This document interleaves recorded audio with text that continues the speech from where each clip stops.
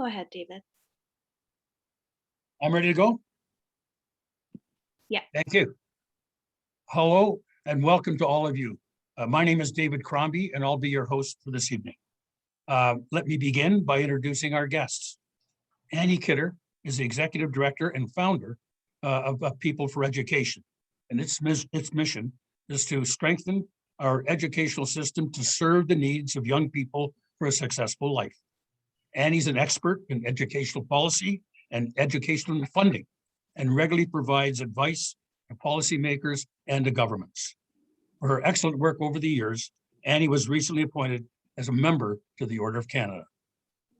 Dr. Prachi Srivastava is a tenured professor in the field of education and intergovernmental or international development at the University of Western Ontario.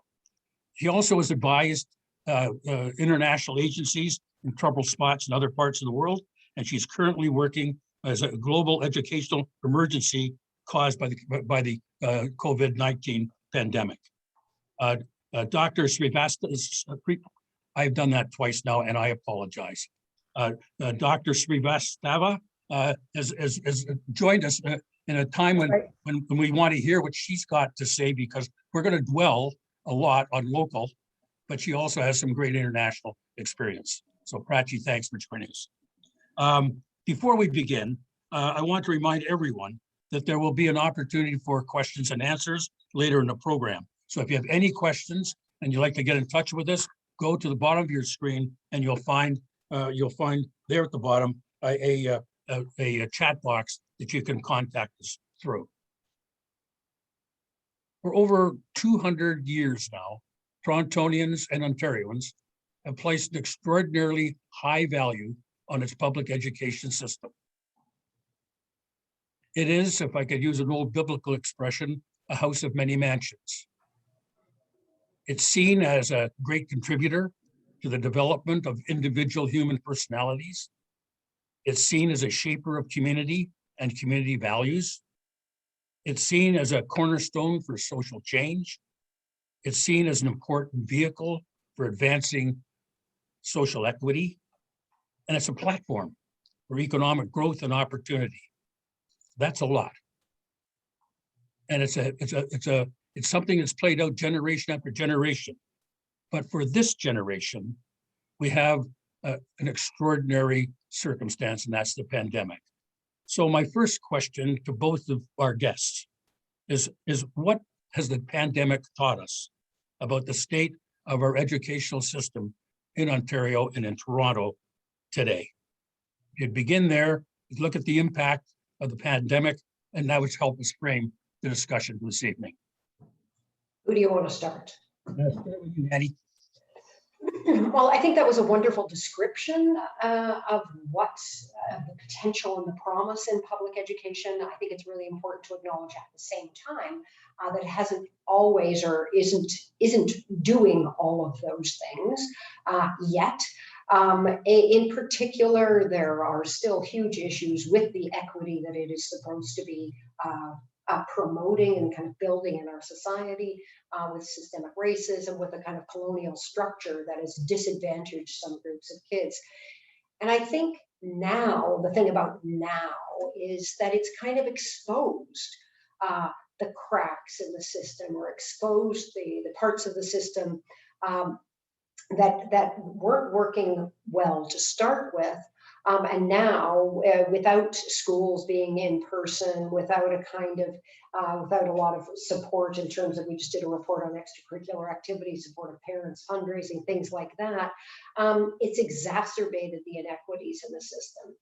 I also think the circumstance right now has maybe, and I still want to, my proviso is we have great public education for the most part in Toronto, in Ontario, in Canada, and we're really lucky. But it also, the pandemic may have exposed a slightly rocky foundation.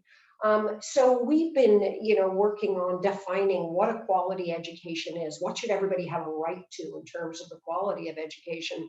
And worrying that a pandemic can suddenly undo all that. Suddenly you don't have a right to all the things that you should have a right to.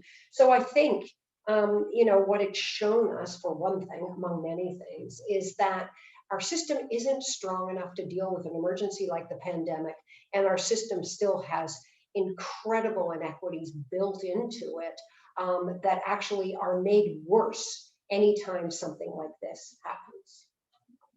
Thanks, Annie. Prachi, do you want to take a shot at it? Yeah, I think, building off from what Annie said, I think one of the main issues that the pandemic has actually exposed is the extent to which not only are there inequities, but the extent to which voices or whose voices are actually heard. And I think the greatest example of that is this weekend and what happened as a result of the wholly inadequate measures that were announced by the Premier's office on Friday following the science table's recommendations. And I think that really puts into focus that we have a system that is supposed to be working for all.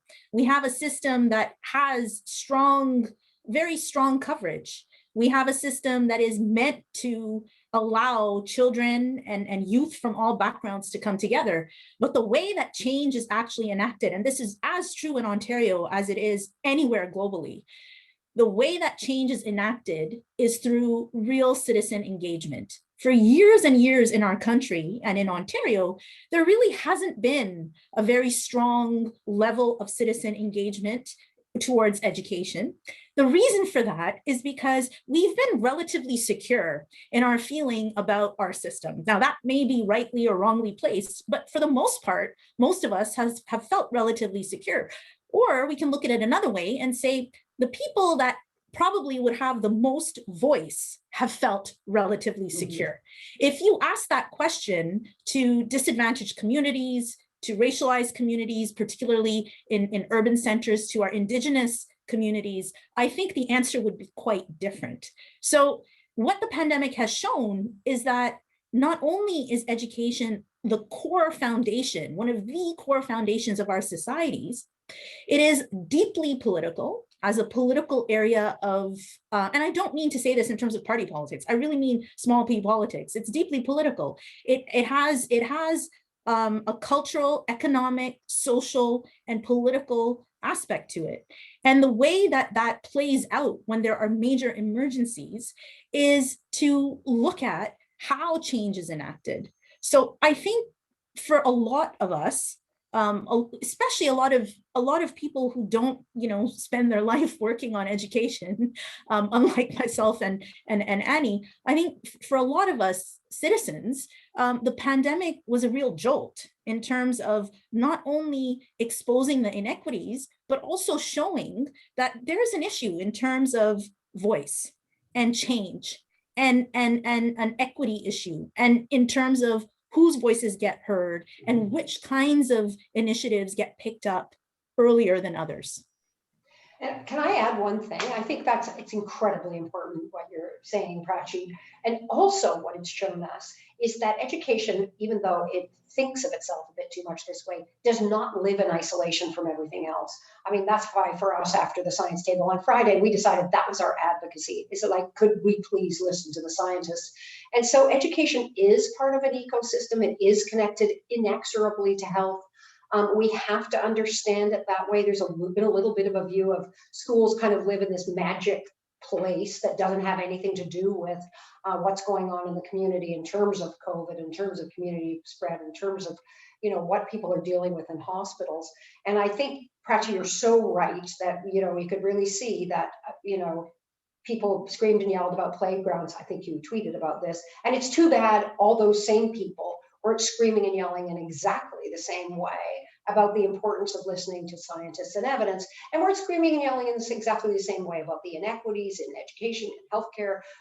But it's like, excuse me, you can't touch my playgrounds. But I do think that the other thing that's important here in the pandemic for everybody thinking about education in Toronto is that we have to see it as connected to the rest of our kind of social world and understand the impact that each has on the other. Historically, schools have always been assumed to be part of the community. They were a central part of community life. So is there something that's happened in the last while or during the pandemic or before it that took us away from the notion that schools were part of the community? Let me just add to that. We've had school boards since I think 1823 or something. And so school boards were considered to be the vehicle, the platform upon which these differences, these concerns would be raised. And these were voted. People voted into them.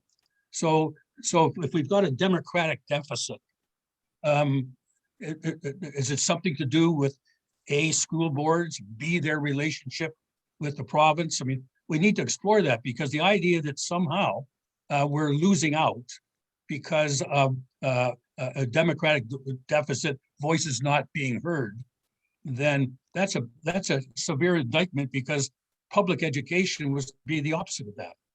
Well, but maybe there's two answers to that question, because part of it then goes back to what are we teaching in our schools? What are we focusing on? Are we ensuring that every child and young person and student is taught about is taught the sort of skills and competencies that will allow them to have a voice, to understand themselves in a society, to understand their rights, to be able to collaborate, so that we don't, I mean, we still have a system where socioeconomics still rules who's successful. So we're starting, maybe part of the deficit is that we still have that kind of inequity in the system, but we also have a world. I mean, this exists in all of our kind of public lives, where your social capital makes a big difference. So we can see, and politics absolutely is embedded. So the people who are more likely to vote, who have the strongest voices, who are connected to people in government, who understand how to kind of work systems, they're more likely to be listened to still, and they probably always were. I think we're more aware now of how problematic that is, and I think schools are still seen as connected to their local community. I'm not sure until the pandemic. I know, and I've been doing this for 25 years, nobody has ever paid this much attention to education. So suddenly everybody's going, wow, this is a really big, important thing, an important part of our lives. And hopefully we keep remembering that. But there is there's a foundational problem there. And I think it's really important to kind of point to that, as Prachi did. So I'd like to take a step back, actually, to actually consider your question, David, a little bit more. I think to try and think of it systems wise. The fact that, and I would agree, Annie, that until the pandemic, at least here in Ontario, we didn't think that much about schools. It was wholly different situation in Quebec, by the way, which is where I'm originally from and where I grew up. So that's, when I talk about politics, there's a whole issue there about, really understanding the place of schools and schooling and education in community and how that actually differentially affects different communities. It's part of our fabric over there. And then having served in conflict zones and having worked in a number of low-income countries on education issues, I can tell you that the place of education as being strongly rooted in communities is very, very strong. Where it is less strong is in societies like ours here in Ontario, where, as I've said before, there's this veil of security, that we were actually quite educationally secure because we had a relative level of what we would say relative good coverage. We were doing relatively well in the international tests. We were doing relatively well on financing indicators. The reason I'm talking about that is because this is part of a much broader issue in terms of the governance of education, particularly in high income countries, in which what has happened over the reason we are where we are is not because of March 2020 in terms of, all of a sudden people have understood. No, the reason we are where we are is because this has been going on since the late 80s, early 90s. There has been a change in the governance of education systems in high income countries, in societies that have fundamentally changed the way that we think of education. And a lot of it has to do with this skills-based discourse, this idea of competency, this idea of doing more with less, this idea of ranking in international testing systems, the standardization metric, which is something that high-income countries can afford to do, both socially as well as economically. But what that does, and I'm not saying that those things aren't important, so I don't want my comments to be seen as, oh, you don't care about skills, you don't care about comparison. No, that's not what I'm saying.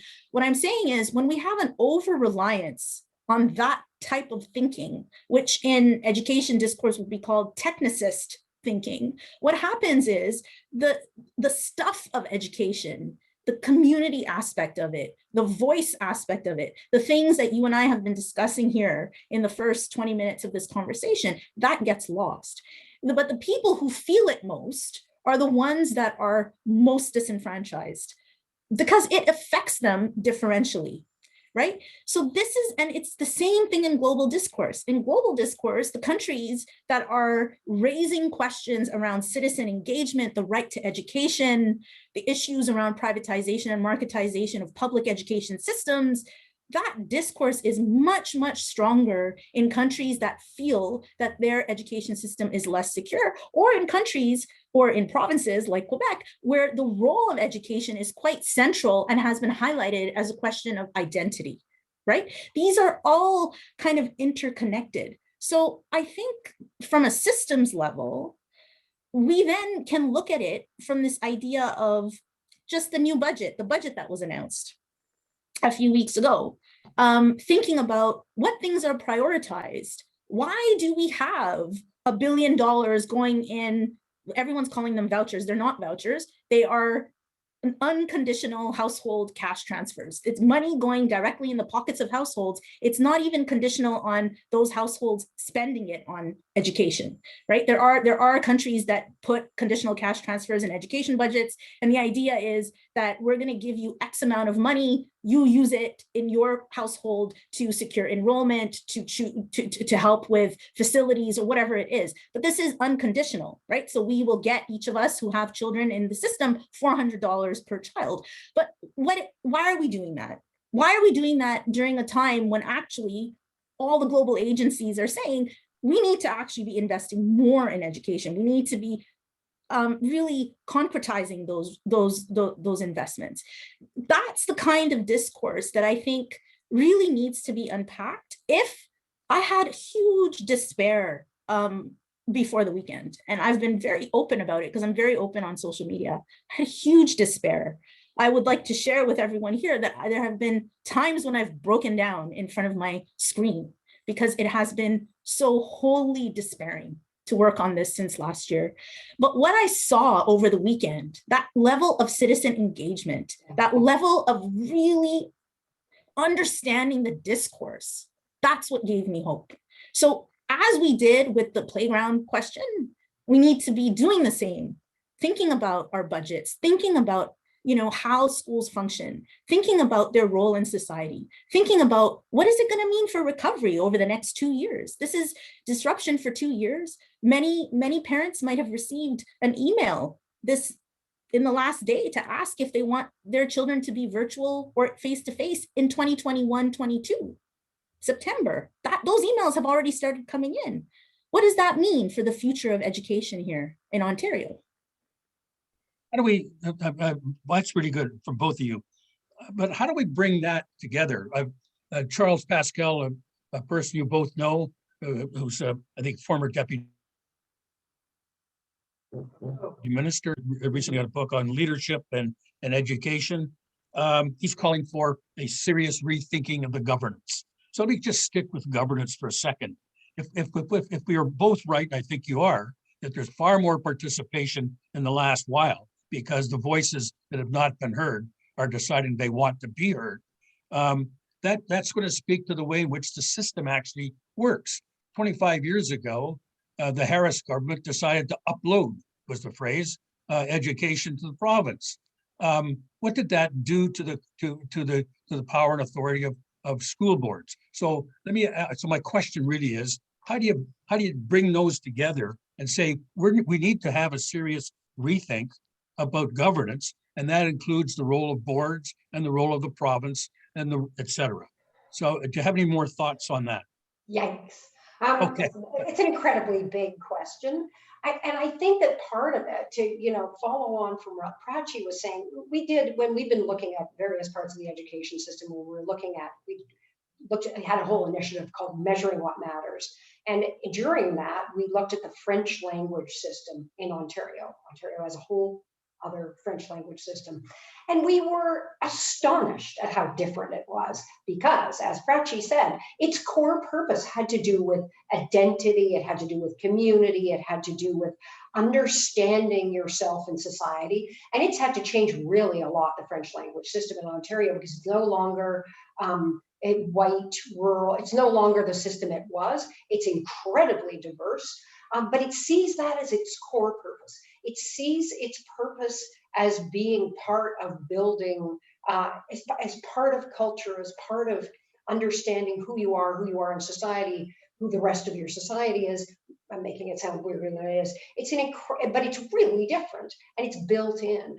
And I think that until we start to, if we get narrower and narrower in our idea of the purpose of education, which is, and it's a false dichotomy to say, jobs or learning, but if we narrow that focus and we have a narrow idea of skills, we're going to lose part of the incredibly important purpose of education, which is civic engagement, which is, there are a lot of problems with education, and its very beginnings are part of the foundation of residential schools, but its beginnings were part of Canada as a democracy, that you couldn't have a democracy unless you had actual public education. So I think we have to think about the purpose, and we have to work on that, all of us together. And I hope that people don't just go, yippee, thank God the pandemic's over, I can go back to not caring. Because it will take citizen engagement, absolutely, and we are in danger. The province has already said, don't expect that $1.6 billion you had this year. Well, we need more money than ever for next year. We need to be thinking ahead in a really, really, really big way. And I think, and the governance issue is not, I was going to say it's hard because it's not simple. That one of the things that happened in the Harris years, to give them credit, was that by having a provincial funding model, it actually did mitigate some of the incredible inequity that existed. Because when you relied on your tax base in your community for the funding for your school, if you happen to live in a community with very little tax base, you had very, very, very poor school systems. So we don't want to go back to that. We don't want to go back to rich community, rich schools, poor. We already have that a bit anyway.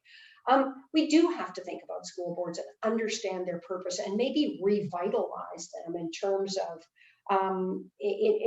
that purpose. But one of the things we still have right now, back to who's engaged and who's getting listened to, is an incredibly, incredibly low voter turnout for school boards. So you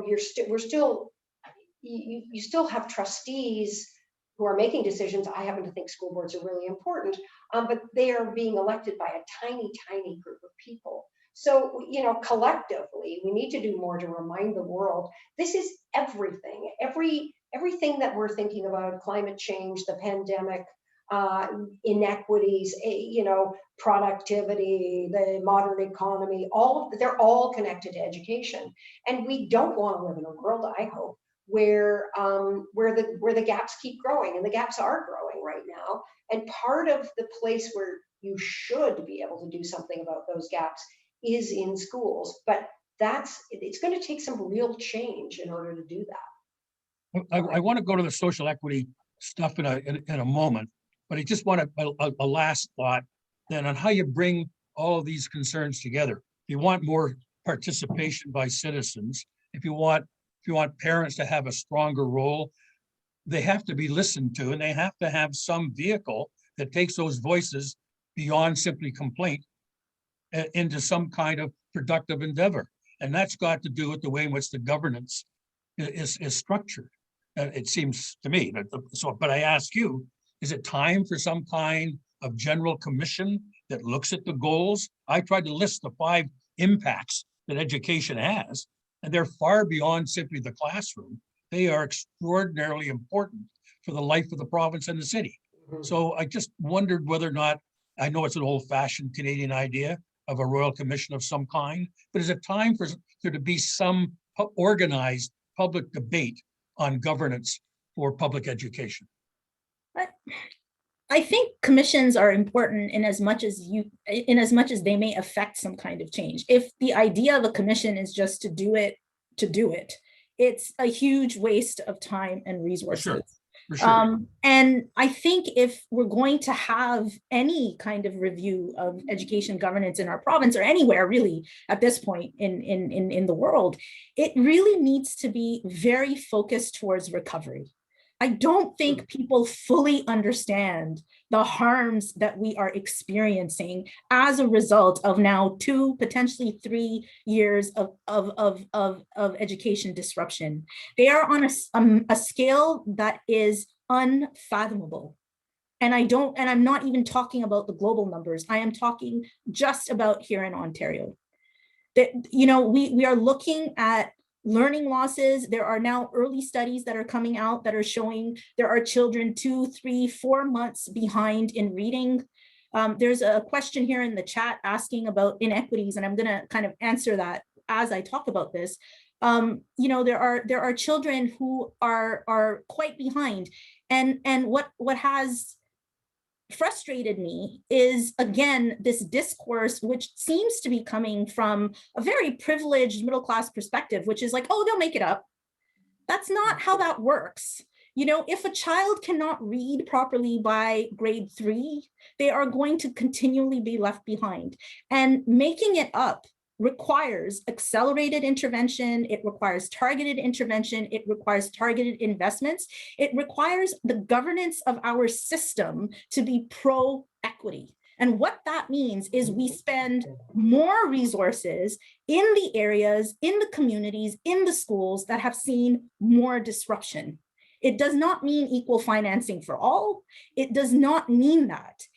Because we have to understand that those communities are not starting at 0, they're starting at negative. Or even if they were starting at 0, they've been pushed to negative because of what's happened with the pandemic. The consequences of the fact that I think more than 60% of cases in Toronto affect racialized communities. 90% of cases are coming from 10% of the postcodes in Ontario. There is the effect of this pandemic is not equitable, and our society started off inequitably. So these are going to translate into significant education harms, in economic harms, even in terms of our GDP. There's a modeling paper that said it could come up to $10.6 trillion of lost income for this cohort. In Ontario, that's almost it could be 6% of our GDP. This is billions and billions of dollars just as a result of 3 or 4 months of school closures. I don't think people fully grasp what that means. And when we enter into that, the governance question around should we have school boards or should we not, it no longer becomes a question around hypothetical. It really becomes an issue of emergency. Because I've worked in emergencies, the question around education governance in a time of emergency is very, very different. The considerations that we want to think about in terms of how we structure our system, I don't think this is a time to start having discourse around abolishing school boards. I think we've dealt with enough change over the last year and a half. What you want to do is actually think about how do we strengthen that? Can we deal with the inequity issues? Can we deal with getting governance and voice into those communities and into those schools which have been adversely affected? I think too much change all at the same time is going to be very complicated in the context that we're in. So you're concerned that if we pay attention too much to structure and changes in structure, that will take away from the substance of the issues that you're concerned about. So I think the changes in structure have to respond to the emergency issue. Okay. And the emergency issue is this pandemic has affected our children, our youth, our families inequitably. We know which communities those are. Okay, we already know which they are because we have the data on them. The school dashboard that I've developed links cases with school demographic data. It tells you which schools those are and what the school demographics are of that particular school. So we need to respond to that. How do we actually respond to the areas in our province? There are regions in which there have been schools and boards that have been more affected than others, right? There are, for example, Toronto was one of the first, it was the last places to reopen in its schools in February, right? So what does that mean in terms of disruption? So how do we actually think about, and then within Toronto, not all communities are affected in the same way. So which boards, which schools, which communities? I see it as a multi-level problem. The regional issue, the board issue, the school and community issue. And our governance structure needs to be able to respond to the emergency issues first. If we're going to change our structure, we need to structure it in such a way that those issues are taken care of. Okay, and so you see an opportunity here for the boards actually to begin to look at, not begin, but to continue to look at those issues that you're talking about in terms of social equity. That can't happen unless the ministry is going to actually finance education properly, is going to give people in boards and elected trustees a voice at the table, is going to give them autonomy, but real autonomy. Not like, hey, we have some wishy-washy policy stuff, now you go implement it. Which is what we saw actually in the pandemic response, and gave them very small timelines. You know, I have no political allegiance to any school board or any region. I want to make that clear, but I'm looking at it really as an issue of governance. So boards can only respond in an environment, which all the literature on education governance and decentralization will tell you, they can only respond. Any governance structure can only respond if it has those conditions in place: true autonomy, sufficient resources, and a voice in the policy setting of the model. That's the only way. And then, of course, engaging with communities. So the reforms you're looking for, and Annie, I'm going to ask you the question that's implied here. If the boards can't do it on their own because they don't have the funds or maybe the reach, then you need to have the province. Is that where we are? And if the province doesn't take a lead, or the province does not support boards, then we'll not get to where we need to go. Is that right, Anne? We stay stuck in what Prachi described as the doing more with less. I mean, I think that school boards actually have been trying to do amazing things over the course of this year. They were in a situation where in August, and schools were opening in a week, they were submitting plans that were being turned down. They were working their asses off, excuse me, to try and make innovative models that would work the best for students, because that's what we should be trying to do. But they were rebuffed often with, nope, it has to work like this. And so in some boards, they were sitting down with all of the, with the educators, with the support staff, they were working together in the way that one would hope. So to me, more than a commission right now, we at least need an education advisory task force. We need that, that sense that, let's get everybody at the table and do some problem solving, use the evidence, understand where the impacts have been, and start to wrestle with it. But I agree with Prachi there too, that then you have to say, if you can come up with a solution with some positive solutions in your board by working with everybody, by working with the teachers, with the support staff, with everybody involved, with the psychologists and the community health workers and the graduation coaches and all those people, then go for it. We're not going to suddenly decide as a province, we don't like that because you've actually, given the teachers a break at a different time than we think they should be having a break, which is kind of what happened in the fall. I'm exaggerating, but that's close to what happened.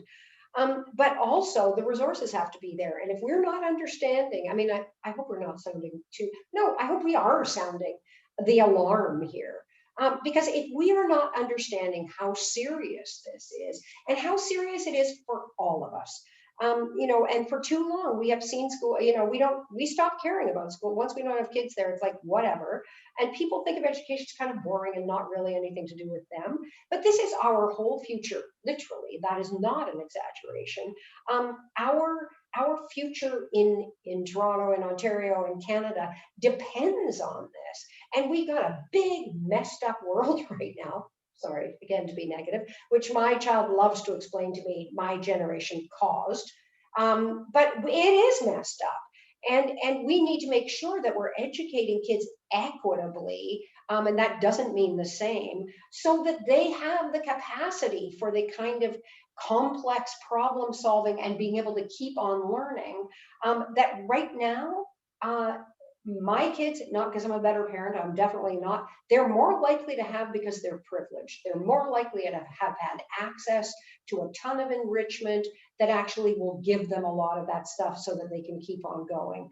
And so I think that we have to understand beyond the immediate emergency, and we have an immediate emergency, and we all of us who are advocates have to understand what we need to be advocating for right now, because people are dying who, in a disproportionate way from different communities. And we have to be screaming and yelling about that. Schools will never open, for one thing, until we do something about that. And we have to understand that. But the other part of this emergency is, and Prachi's right. And Prachi and I could probably argue about a lot of things, but not this, that we have to do more. There's going to be no back to normal in the fall. This is, we're going to have kids who are really struggling with trauma, with mental health problems, with learning loss, with not having been able to be with their friends.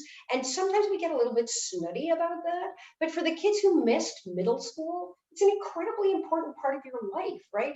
Or kids who aren't going to get to have graduation, or had to go into high school not in person, who, all of the aspects of school. And we felt kind of silly putting out a report on extracurricular activities, because it seems like, should we be caring about this right now? But yes, in fact, because that's the other thing that gets lost kind of in an emergency. You go, we're just going to do what we call the most important. And I'm worried in the fall, and especially without any resources, we're going to go, we've got to get down to the bare bones here. And again, that will privilege children in families like mine, and it will disadvantage other children. So it is vital that we're caring about what's happening to 2 million kids in Ontario, nearly 6 million kids in Canada, and happening incredibly inequitably. I mean, and I think we should be ashamed now. But where we can really see it playing out is we can actually see it playing out in COVID. And that's why we have to pay attention to that. Sorry, it's my rant. No, that was pretty good.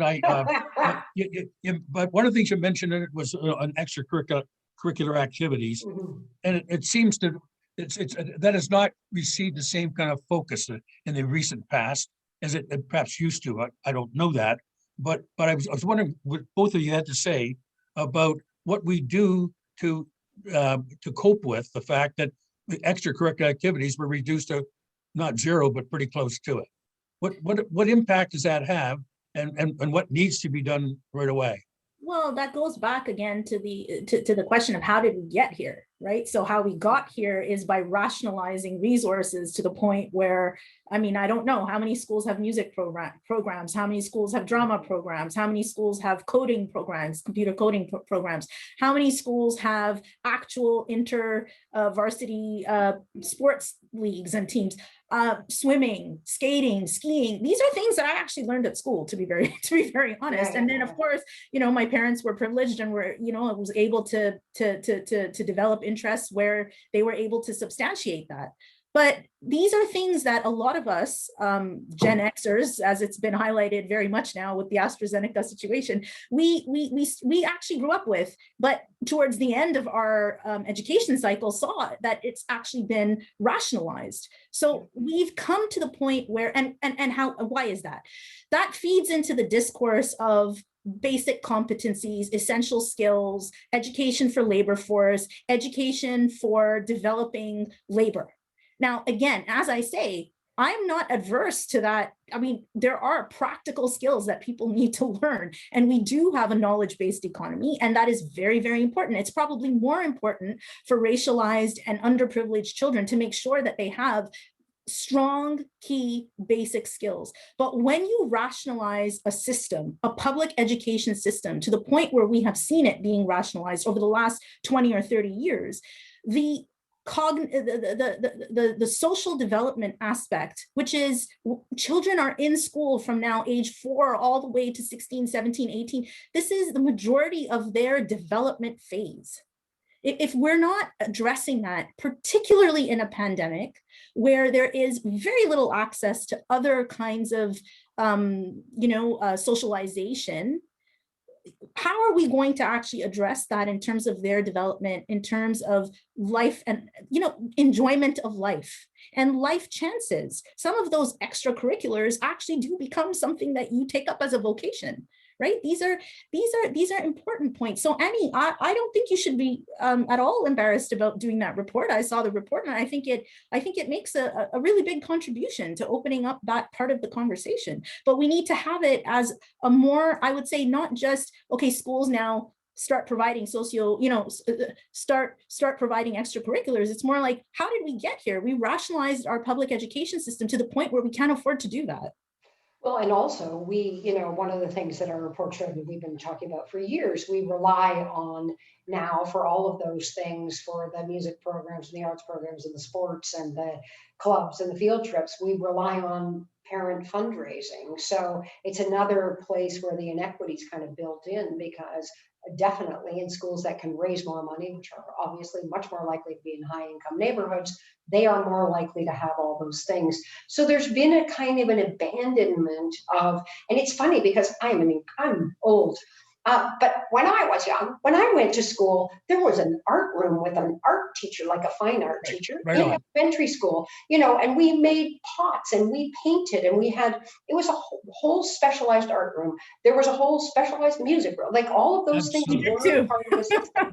And they are no longer. It's very hard for schools to keep those specialist teachers, and the inequity in the province is incredible, because if you're in the north, that's really important, Annie, because I think most people, not your age, but older people like me, I am older. we remember that we did have our own art teacher. There was an art room and a music room and all of that.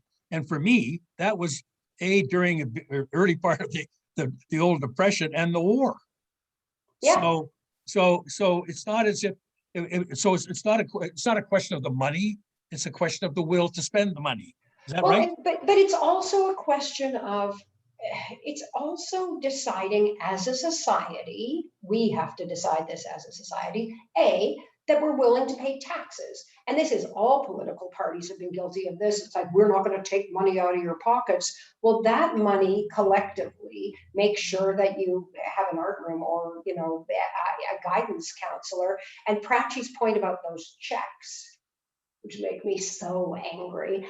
Sorry for you to lose your money, Prachi, but those checks. No, I don't want it. I wouldn't want it. In fact, most parents, everybody is saying, what we would like is actually this money in a class of 30, you're better off giving those thousands of dollars to the class. No, and it added up to $1.8 billion handed out in little tiny checks. And it just goes to the point that when we pay taxes, and we, everywhere, in the city, it's like, we promise not to raise your property tax. And the provincial government, the federal government, we promise not to raise your taxes. And we've lost billions of dollars in taxes we used to pay. And those taxes make sure that we can have strong schools that can provide much more equitable kind of supports, that can target those supports, that can ensure that kids have all different kinds of opportunities. But so that is a societal problem above and beyond, what we think the purpose of education is. And that if we keep doing that, if we all keep saying, I don't want to pay so much tax, that if we forget what taxes are for, we will do less and less in our schools, and they will be even more inequitable than they are now. So that's the kind of first thing that we have to do? I can't even remember your question anymore. But go ahead, David. No. I just wanted to follow up on that because it seems to me that clearly in generations gone by, and that's why I alluded to 200 years. We were a long time building this system, Mhm. a long time. 1807 was the first time, and then I mean we had a wonderful, but we believed in the importance and power of public education. And so my question is, do you think that has been diminished? Are there forces afoot that are trying to diminish it? Or are there things that we simply took for granted and didn't worry about anymore? Because it seems to me that we've been able to get away with the fact that we can spend money and not have to worry. We don't spend the money on education and don't have to worry about it. And I just wondered whether or not our dedication to public education is as strong as it was and should be. I would like to come in there on basic assumptions. I have a really difficult time buying that assumption. And that's as a result of looking at the development of global education systems, including our own. The idea that we really solidly had this great love for public education, and it was this great invention of modern societies, and it was the great equalizer is a lovely myth, but it's wholly untrue. I mean, how did mass education actually start? If you're talking about the 1800s and you're talking about around the early or mid 1800s, really, it started as a result of the Industrial Revolution in England, and I'm specifically talking about England, not the other three countries. And it really started as a way to get more people to work in factories to have basic skills. It wasn't meant to be this great equalizer. And in fact, in that country per se, you had grammar schools and you had metric schools, just a whole bunch of stuff. Why is that relevant? Because the colonization of the vast majority of the world in that time was by Britain. And our systems, whether you're talking about Canada or India or many parts of sub-Saharan Africa, still had this idea of massifying education to a certain extent, to give it beyond just the nobility, but also where everyone had their place, right? So these were systems that were not wholly designed to be equitable. And as our countries developed, and as particularly this actually happened more in the mid 1900s, when after the war there was this whole idea around, okay, how do we actually rebuild our societies en masse? And that idea around universal primary education, true mass public education, that really started coming about in the 50s and 60s. And then globally, there's been, lots of discussions since about education for all, the Millennium Development Goals, Sustainable Development Goals, in terms of how we make these equitable systems. I think if we talk about our country, we can honestly say, we cannot say with the residential school system, we cannot say that we thought of our public education system or our education system en masse as being one of equity where everybody had equal chances. That is not what happened here. That is not what happened. And it continues not to happen. It's less severe, perhaps, but it continues not to happen. And the pandemic has exposed to what extent it continues not to happen. What's happened alongside that is a long now history, 20, 30 years of rationalization, of introducing privatization measures in public education systems globally, and also in our own system, in Canada, in different provinces, in Alberta, to some extent in Ontario. I think we need to be really open about that.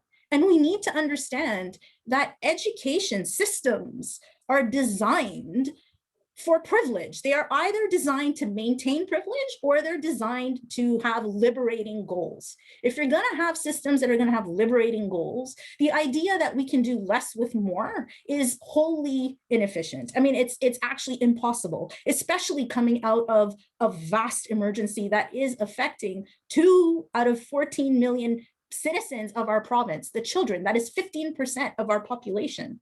It's not a small number of people to be thinking about. Okay. Annie? Well, I think I don't have quite, I actually think the thing that is amazing about Canada, and the residential schools, that beginning, incredibly destructive kind of beginning, but then there's no but there. The other thing that happened when the public education system was being developed in Canada is that they didn't look to England. They went, man, we don't like that system. They actually looked to Prussia, oddly, because in order to not have quite so much class baked in. And I actually do think that it partly started with, and I've read way too much about it, with that idea that if you were going to have a responsible government, you had to have educated voters, that the blacksmith's son and the magistrate's son had to be educated alike, that there was that kind of that hope in there, and really a lot of stuff about the importance of things beyond sort of reading, writing, and math, beyond the 3 R's. But so I think a hope was there. I think that we've, again, me, very old, went to school in the 50s and 60s. That really makes me very old.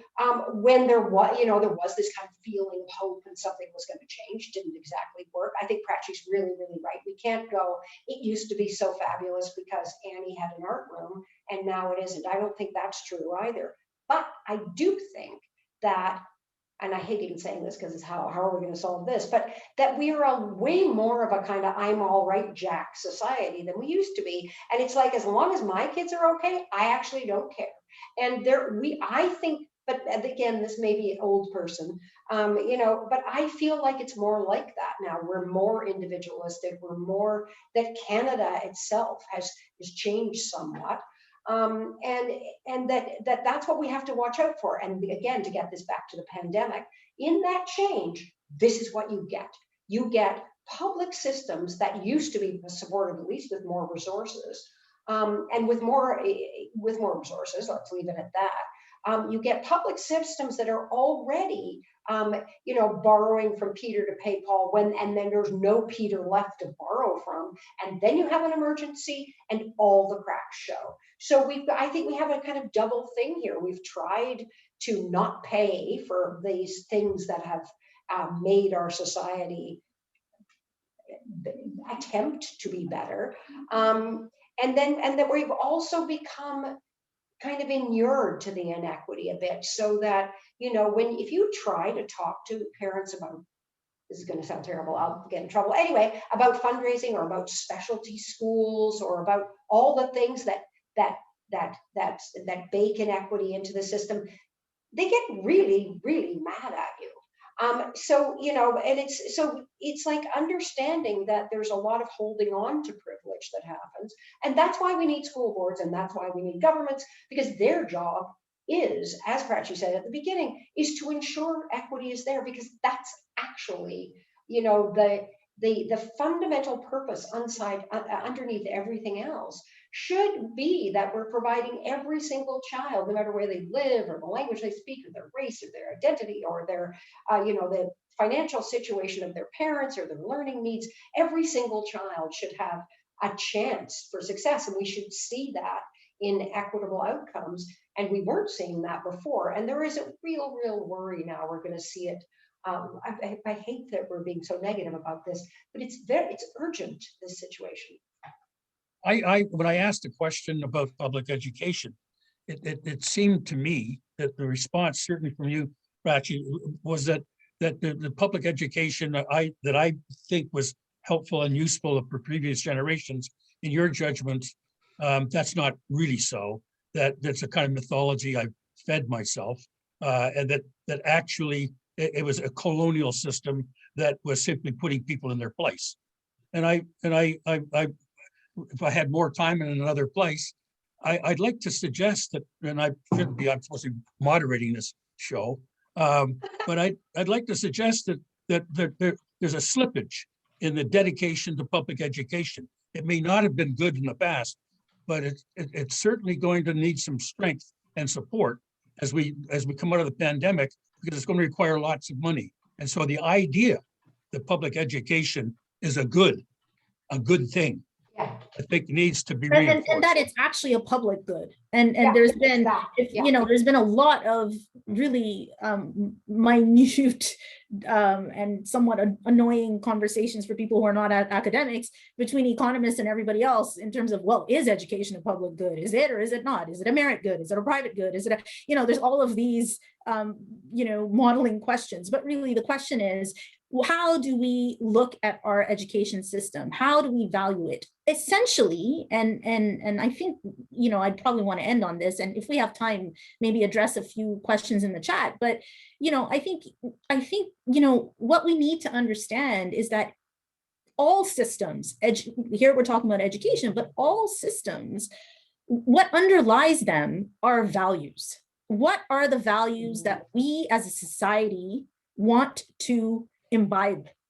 And especially education, these are the values that we want to kind of have replicate or somehow have discourse about, right? So we don't just want the children to come in and imbibe values. It's how can we have a system where there's this idea around creating a new set of values, or revisiting the values that we had in the past and saying, you know, we have this idea, but some of that is true, some of that isn't. And what parts of our systems can we change in order for that to be? If our hope is we want to use our public education system in a way to make our society more equitable, and I think most of us, most Canadians would say yes to that. If that is what we want to do, that's a value that we're starting at.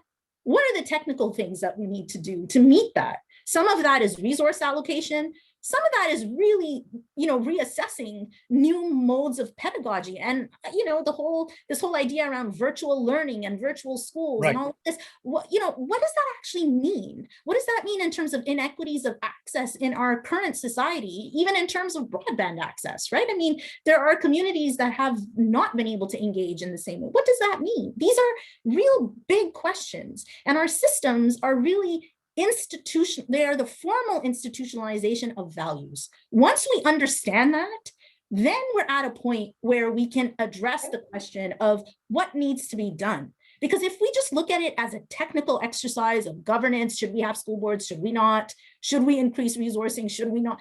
Should we have online learning, should we not? These don't mean anything if they're not actually tied to a broader goal. Some goals will be aspirational, and some will be functional. And there is a place for all of those, but how do we design our system to meet those goals? I think that's really the question. That was really good. Really good. If you start a task force, I'll join it. Let's get Annie to start. And get your thought. I get your thought before we go to questions. Well, I know I love that, and I think it's really important that it's a really important part of how are we thinking going forward. So we along with many people in the world right now are sort of going back to the idea of education as a human right, and what does that mean? And if it's attached to, if it enables all our other rights, and if we think again as of education as a core human right, what does that mean? And what are the components of education that every child should have a right to? And I think that it's like a set of principles, it is like those values, because what is it that should be there in an incredibly rich country like Canada, or a rich province like Ontario? And it's really, really scary, I would just like to say. So we actually have a draft right to education framework that starts to name all the things and all the different kinds of, what should everybody have access to? How do you make equity, part of the definition of quality? How do you define quality in a concrete way? And it's been terrifying, and it's been very scary to go, okay, this is what we kind of think it is. I mean, we've been working with experts for a couple of years, but for us, it's another way to kind of build a kind of concrete place from which to have that conversation and to go, is this what we believe? Because yeah, everybody has a right to go to school, but that's not doing the job. And so it's been really interesting for me. Really interesting to understand how it shifts how you think when you approach it from a kind of rights-based perspective, and how for some people it sounds really, really bad. There's been a lot of kind of instant reaction to that. And I will, sorry, and I know this is kind of off topic, but I remember sitting in a Tim Hortons somewhere in Ontario and hearing people at the next table going, the worst thing that ever happened to Canada was the Charter of Rights. And I thought, wow, that's pretty amazing. But I think that it's another way to do what Prachi is describing, to go, what are the values? And I think Prachi's also really right that it's a distraction to go, should we have a different system of governance? Money, though, is not a distraction in this. There is no question that you can't do this on the cheap. You absolutely cannot. And that's how you end up in this mess, because the parents who can augment the system and they make it work for themselves and their families. But for us, the idea of thinking of it as a human right has shifted our thinking a bit and made us have to really get very specific about what we mean. So it's another sort of interesting way to approach this. Okay, thanks for that. I think it's now time for questions. Mariah's been actually gathering up the questions and monitoring the questions coming through the chat box. So Mariah, do you have some questions you'd like to put out? Yes, and the first question here, perhaps a complicated question. What role do unions play? Are they helping or hurting? Well, good question. Who'd like to speak up on that? I'll start. I think I think sometimes history pushes people into a position, and People for Education started during the Harris years. We are not politically aligned with anybody, but it was during a time when there was an incredible attack on public education and on the people who worked in public education. And I think that it pushed unions onto the defensive, onto the, into that feeling that we have to fight for what we're getting, which was definitely true. I think unions have an incredibly important role to play, again, in thinking about, the quality of education and understanding what it could and should be, and having a voice around the purpose, the principles, the values. I think they often get stuck in that defensive role, where their voice isn't heard in their expertise about education. It's really interesting when you sit on a lot of different tables and you have teachers there, people from teachers unions, and the conversation becomes around education. Then you're suddenly having whole different conversations. And I think that what we have to make sure that we're doing is that we're building those places. It's one of the reasons we need a task force. There used to be a system of working tables in Ontario that had all the unions there, where we talked about education, how special education should work. Should it work in this? There were detailed, deep, fun, exciting, positive, forward-thinking conversations about education. But I think we've gone backwards. So now we're back in the kind of polarized place where the unions are the problem. And I don't think that any one entity is the problem here. I think one of the problems is a lack of desire to bring people together. Right. Prachi, do you want any comment or? I mean, my actual work, because I forget that that's what I do, is on issues around inequities in systems and looking at the right to education, and also looking at privatization measures within public education, and looking at discourse and looking at how policy is mobilized. Policy is very strongly mobilized by public sentiment. And I think one of the greatest tricks has been to position unions as actually against the public good, which is really that's the whole purpose of unions, was to protect the rights and make sure if we think of again, it's a value question. If we want to protect our public education system, and if we truly believe that we need to protect it, we need for it to flourish, it doesn't make sense to not want to protect the people who work in that system, right? So how is it that this discourse got mobilized? This is not specific to Ontario. It's not specific to Canada. It is a global discourse. So we need to also understand that I find that a lot of our conversations are kind of disconnected from this idea that there's something wholly unique. And of course, there are going to be wholly unique things in every education system because it is responding to the local circumstances. But when it comes to things like discourse mobilization and the way that policies are enacted, it's very informative to understand where that is coming from and how it fits in a broader discourse. So I think, thinking about it in terms of values, if we're going to value our system, if we're going to value going forward to create kind of a new system in this context of rebuilding, and understanding the huge pressures that teachers have had during these last 2 school years, even if you want to be wholly functional about it and you don't care about the work and you think, whatever, who cares? They're just complaining. Just think about it from a functional perspective. If you have X proportion of teachers leaving the system, attrition, the system collapses, right? Even from a functional perspective, you want to make sure that the system runs. And we are so fortunate.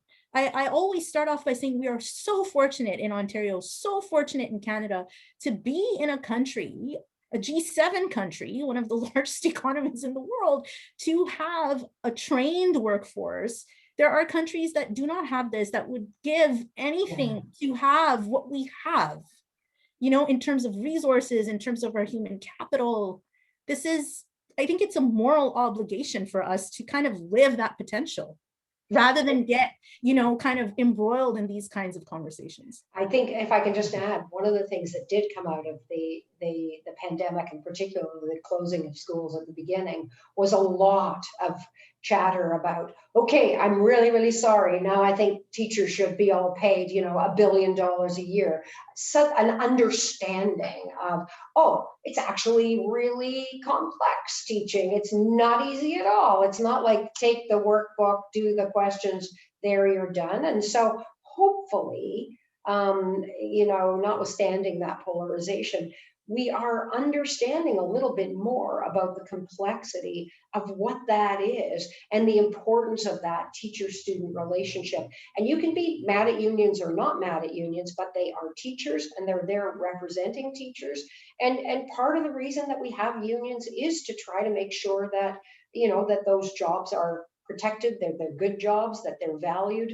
And I've often run into people who go, the problem with education is the unions. That is not the problem, and you can love them or hate them.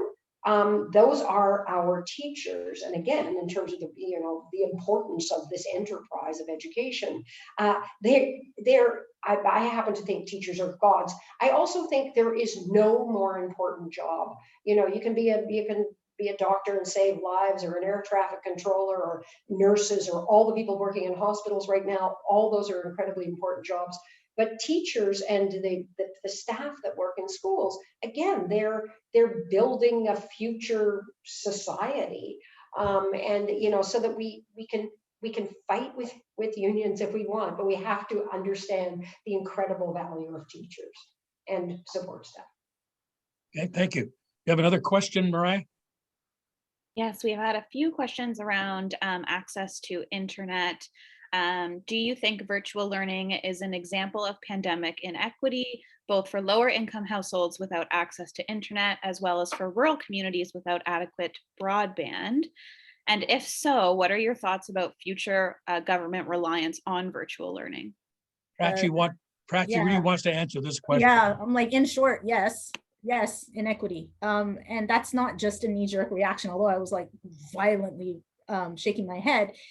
There are studies that are coming out now to look at the effect of this virtual learning, and what we're finding, not specifically in Ontario yet. So these are, again, international studies. The Netherlands has come out with one, and it is showing that that the role of virtual learning systematically disadvantages children who are coming from less educated homes, and children who are coming from more economically precarious homes.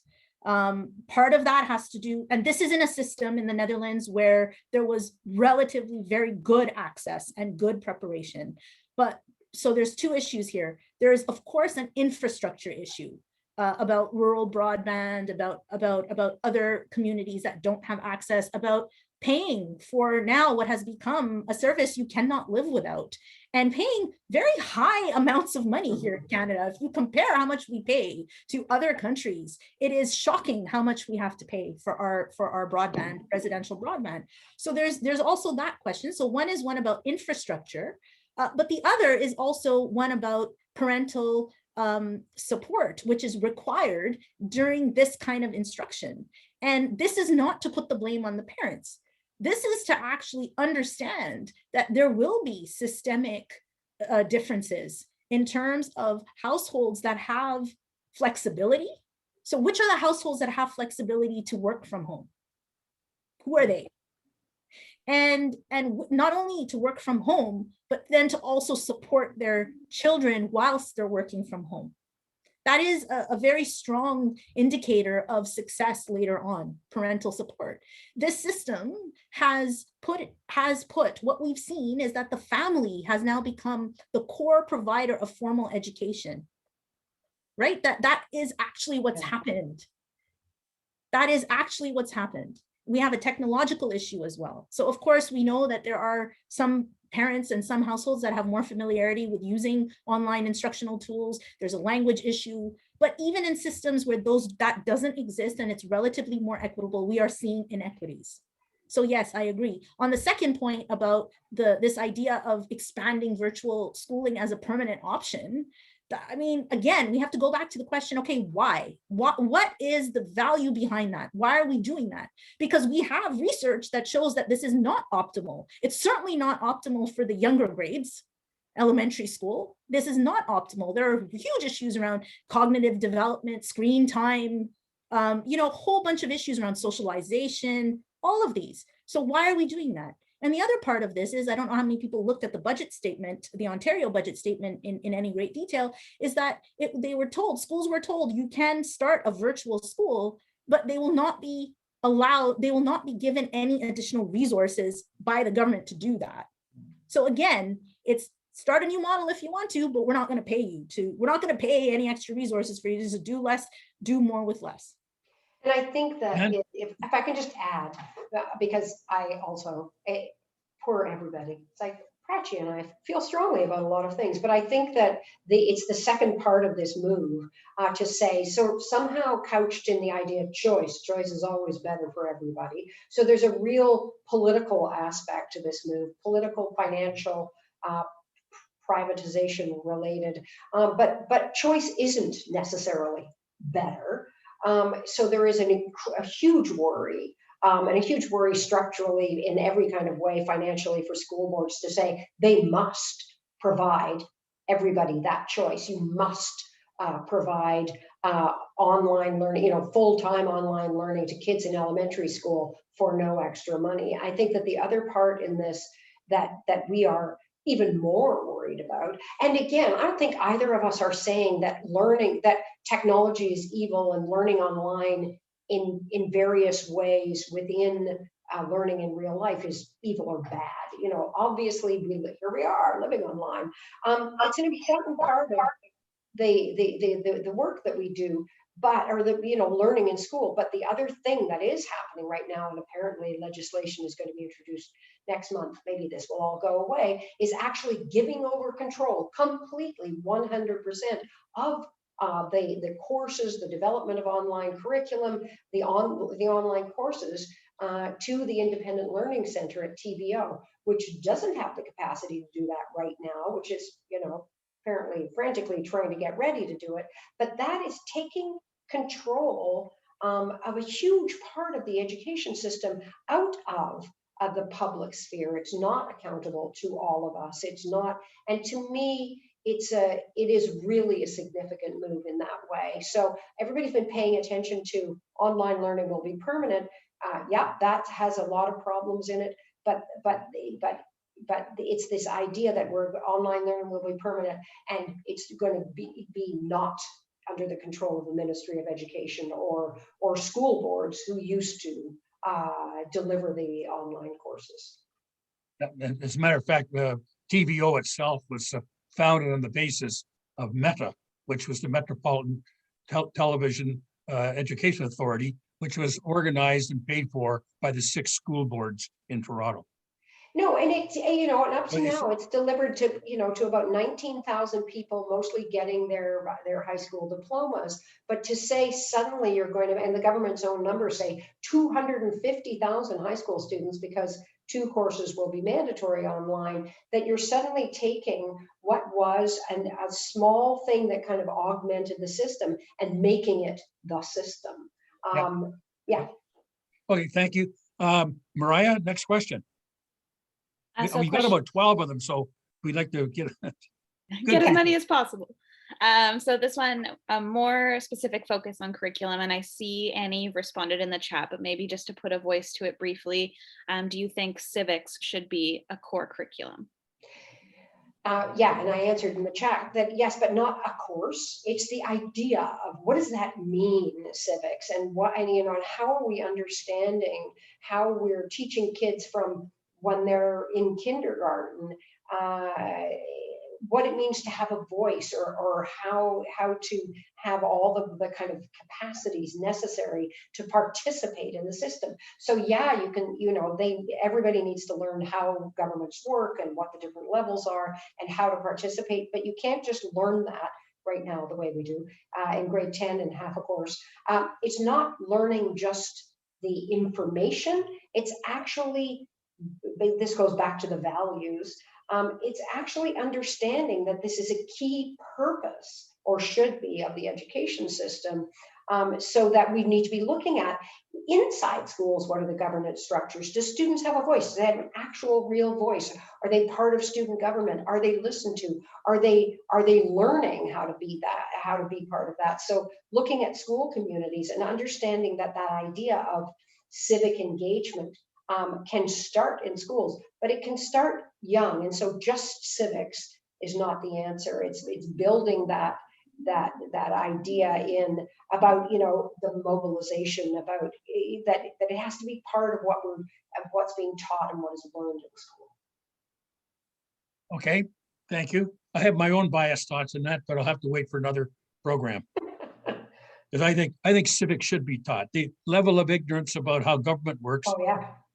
Is quite enormous. It's almost as bad as financial literacy. It should be taught, and it is taught, but it's not taught in a way that it's actually just taught as like a dry fact out there, not something that I'm actually learning how to participate in. So yeah, you have to understand the levels of government, but either it doesn't do you any good if you don't have any sense that that your voice is going to be heard, or how to get your voice heard.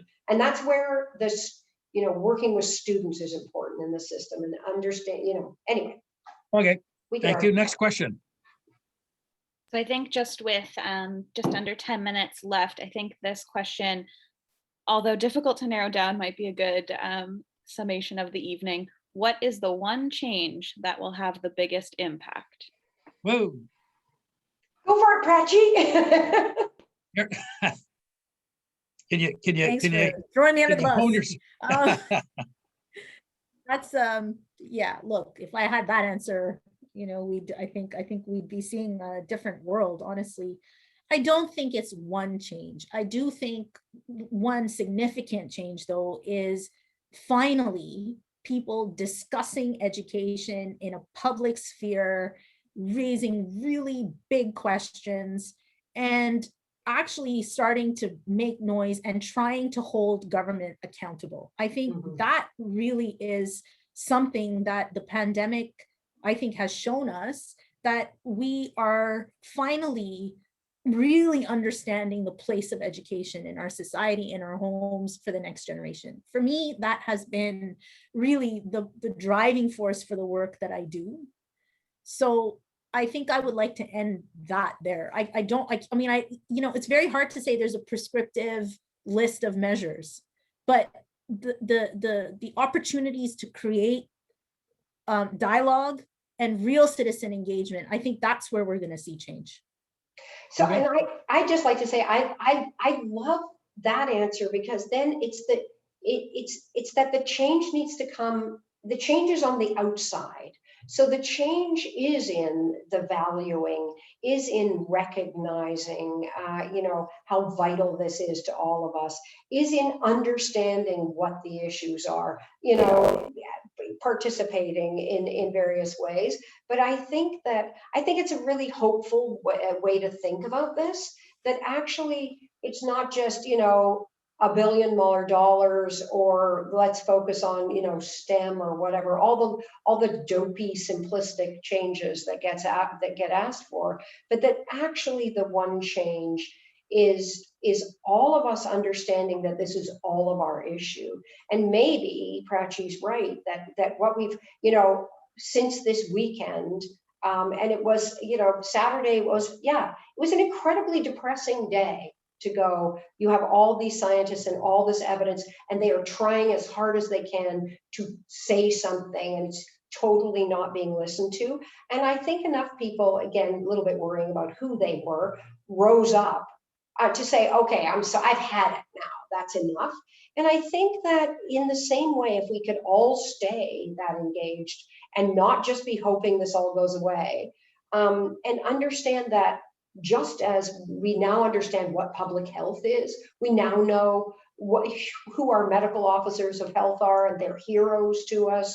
We now understand what public health measures are, and the whole idea of prevention and public health, what public health is supposed to be able to do. We now know why it would have been such an appalling idea to cut the money that was, the province was going to cut 2 years ago from public health. So just as we've understood that, if we thought of education in the same way, because it's kind of preventative and health promoting too. They are incredibly linked. So I think I love that idea. I'm stealing that's the one change, is that we can't let this go now. We do have a voice. It does make a difference. It makes, there's been so much backtracking in the last couple of days. It's kind of funny nearly, but also it's hopeful, that, or we can see it in, the federal budget with child. It's like, oh my God, are we really going to get a national child care system? So people have been, yelling about that for a long time too. So I agree. The one change is everybody has to not just, care about this for half an hour. They have to keep watching it, and they have to keep being quite loud about how important it is. Good, thank you. Another one, Mariah? I believe we have touched on all of them. Well, that's good. Okay. It's interesting because I was before this part of the program, I was going to ask whether or not the childcare should be part of schools. And I didn't know whether that's been some settled question or whether or not it's an open question. And it was not so much a big question because there wasn't a major policy initiative. We now have a major policy initiative, and I've wondered whether or not we should find a way in which childcare is part of the public school system. I think that it should be part of a continuum of learning, and it should be hopefully we are going to start thinking of it in that taking for granted way that, public education, we pay for it publicly. Hopefully someday, whatever, childcare, we pay for it publicly. But it really goes back to the values that Prachi was talking about in the beginning, that if we understand early learning and care as part of an incredibly important continuum and as part of building equity, then we have to think of it more in a more interconnected way, certainly, than we have. And hopefully that's part of, what we'll end up working towards. Prachi, do you have any thought on that? Well, early childcare and education is a problem. It's a discourse. It's a global discourse. So it is the sector that's the most highly privatized globally and also in our country. So what does that mean in terms of access to the labor market? What does that mean in terms of development of early literacy, numeracy skills? What does that mean in terms of early investment in the next generation in human capital? These are all big questions. And it is an issue that's getting global attention. So I am a little hopeful that maybe with this new announcement, there will be some movement, but I am not holding my breath that, we're going to see some great change to that part of the system, which is really unfortunate. I do think that is unfortunate. And there are studies to show that, early intervention is key. Because it is a continuum. You don't just start in JK. Yeah. And also remember, JK and K are optional. They're not mandatory. Most people do access it, but we have to remember, I do think having full day kindergarten and JK is a positive. And I think that is a positive policy change. The question is, what about childcare early on? That's a different conversation, but I do think in terms of thinking about it as not just childcare, but childcare and education is really important. Yeah, it's for those who argue that it should be part of the school system. It's not necessarily that it's mandatory that you have to do it, like going to kindergarten. But what it does do is remind people that the school is part of the community, and this is already a kindred world at the school.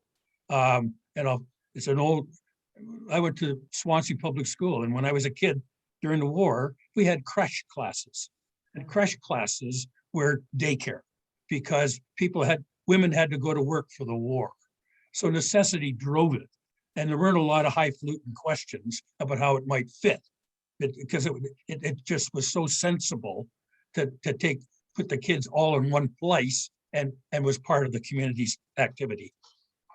I am hopeful, and I think that we are going to see a change. And it's been, more than 30 years coming, but all of the pressure from all of the different, organizations, individuals, I actually think, I really do. I have to believe in that it's actually going to change. Well, listen, I want to thank both of you. It was just great. And we had the questions were good. The answers were at least as good. So thank you very much. And I want to thank all of you for joining with us for the meeting tonight. And I hope you'll join us again on the 5th of May when we'll be talking about the changing idea of community in Toronto. Thank you. Thank you. Thank you, David. Thanks, everyone. Bye. Bye. Bye. Bye-bye.